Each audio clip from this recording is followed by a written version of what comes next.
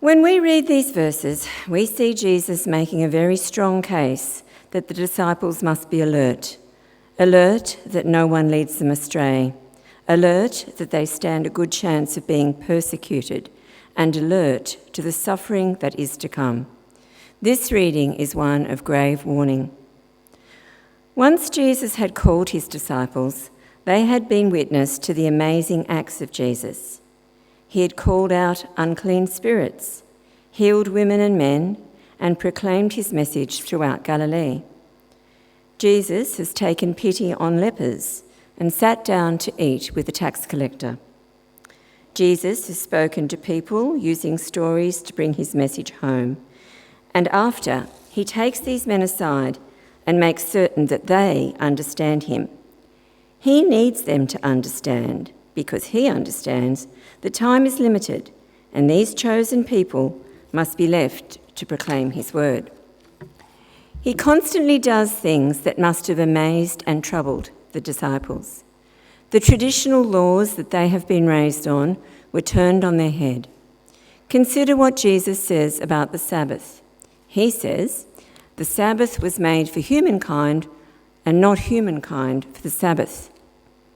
This was an outrageous thing to say. The disciples would have been raised with the commandment, "Remember the Sabbath day to keep it holy."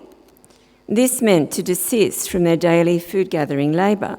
However, Jesus redefines the Sabbath as a gift from God, intended to bring life and restoration.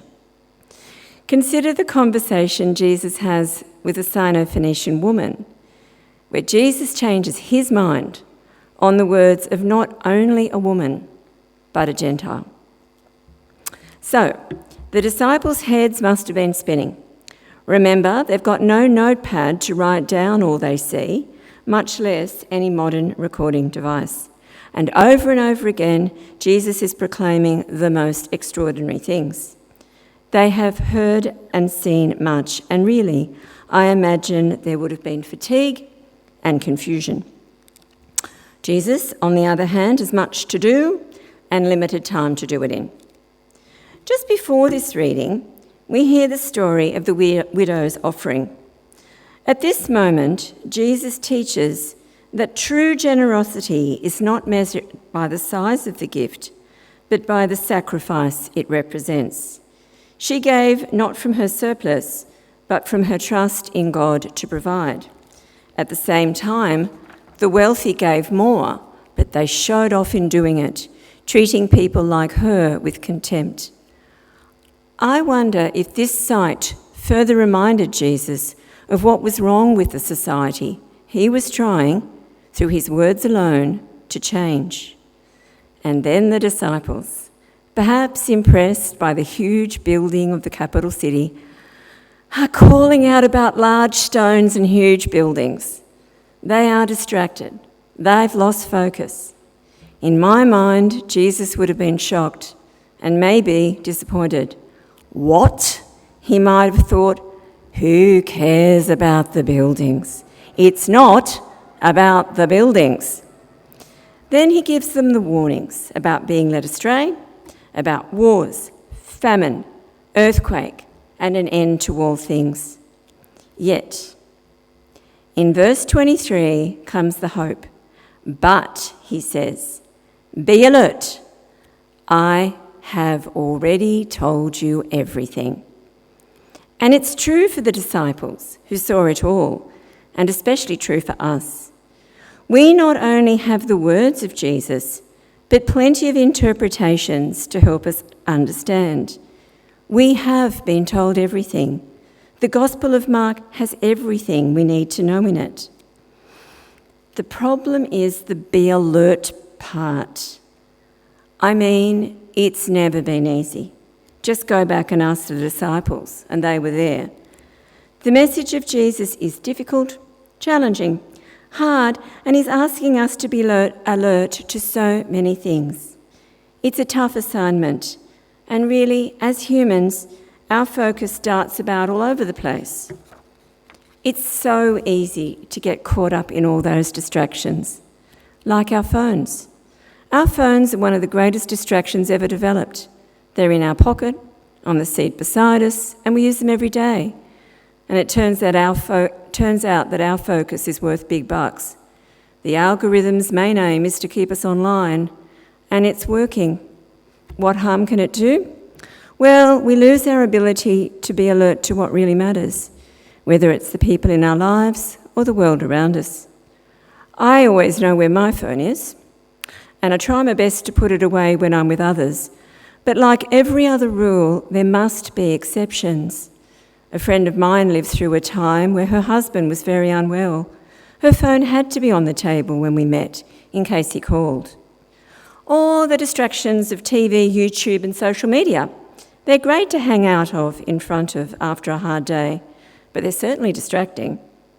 So, what really matters? So here's a couple of examples from teaching. It was a Year 5 class, and they were difficult. Management was testing me, and to get around that, I made sure there was always a lot of work for them to do. Okay, so the most difficult child in the class was Wayne. He called out a lot and was very challenging to work with. One Monday morning, when I'd set a large amount of maths for the class to work on, I was walking around checking that the students were on task, and I walked up past his desk. I asked how he was, and he replied that his house no longer had a back door. He then went on to describe an argument between his parents, where his father had torn off the door. Fortunately, I kept listening because it was the end of the story I needed to focus on. Wayne then said that what was really worrying him was that his brother and he didn't know what they'd done. His pain told me so much about what I needed to know about how kids think. I was then able to see him and the other children as the vulnerable small people that they are. What mattered in that instance was not what, but who he really was. He was where my attention was required. It's all about the people. It's about being there and listening. Another great teacher I was lucky enough to work with was Tom. Tom's mum had a drug addiction, and so when he was born, he had some health problems. Tom was in my class for 2 years, and during that time, he taught me that I cannot control a class. The idea of control was crazy.